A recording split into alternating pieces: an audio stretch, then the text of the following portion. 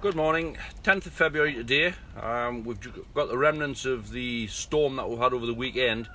It's hit the whole of the British Isle. We didn't escape, but having said that, I've had no damage to the polytunnels, touch a little bit wood. Polytunnel's okay, greenhouse is all okay, and everything inside quite comfortable.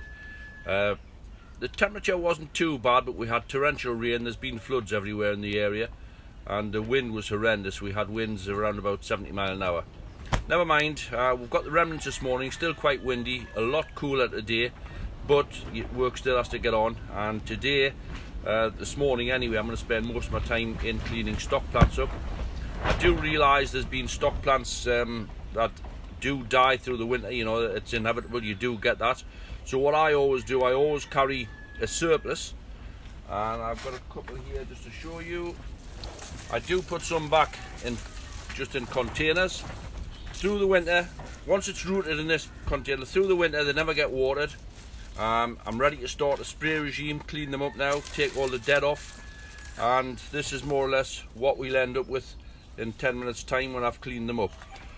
I do this basically so I can replant any that I do lose, make sure that I have enough stock you know, to keep the strain going. They don't have to be in big pots. There's a small one, that's only a 3-litre pot, and that plant's come away very nicely. All plants are selected after the shows are finished, and make sure that you've got nothing with suckers in, nothing that's producing double heads. We'll go along and I'll show you some of the stock that we have. So I'll just clean this plant up just to show you the process.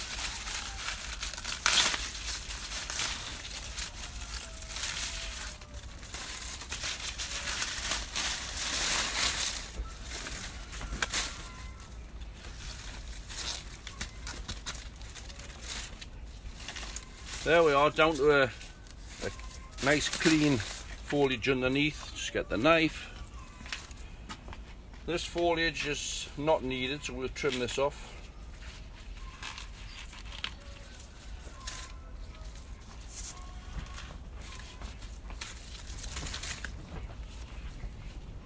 These are pendant proof branch leeks.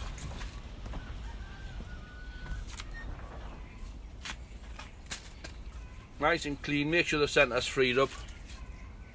There we have a nice clean plant, and what I do is go along anything that's died, remove from the trenches, and then we can replant with these. I'm going to take the camera out, this little stand. I'll just walk along and we'll have a look at, if I can turn this around now.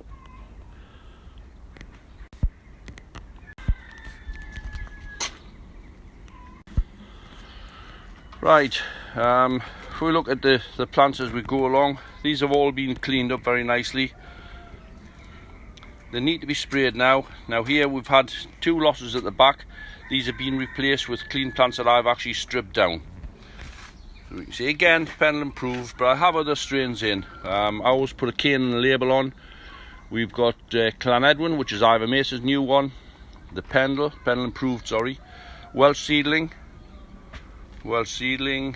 Moving on again, the replacements are all pendle because it is the most popular. Pendle, Clanberris, label on the top there, Clanberris.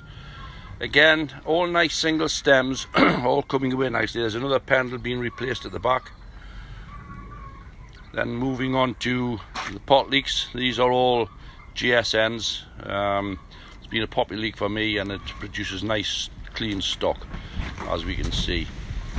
This bed was dressed last week with fish blood and bone, about 4 ounces to square yard, and they've been watered, as we can see, and I'm quite happy. Everything seems to be coming away. I hope I get a good choice of leek heads stock for future years. These will now be sprayed with Signum.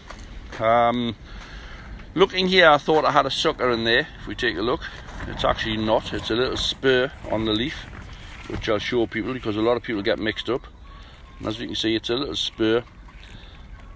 That's not to be disqualified. I mean, that could just be removed, but as long as I know what it is and it's not a sucker, I will keep that stock plant. It has just got a single head. I've been busy on the middle bed. Remember, we dressed it last week. I've put the canes in. Not that I'm ready anywhere near planting tomatoes, but at least it's one step closer. It's a job done. Wires in up ahead.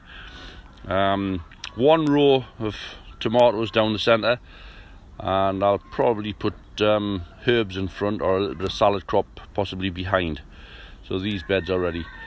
Over the weekend I've been on Facebook and seen a few queries, and one or two queries about grow lights. Obviously I do use grow lights, not down in the polytunnels, but up in the greenhouses I do use grow lights, and I have several different types, and I've used grow lights for, well, about 30 years. I will discuss more intense light when I get up there. I'll talk about the different types of lighting, trying to help the novice who are just getting into grow lights, and you know, which type to go for. Try and explain it to simplify, because lights are very complicated. You can spend a lot of money on lights. I have done, to my own failure on quite a few things, but I will explain quite a bit about the lights, about different types of grow light, and possibly what's the best type for the novice or the new starter with lights to get into. That's great. Thank you very much now. Bye bye.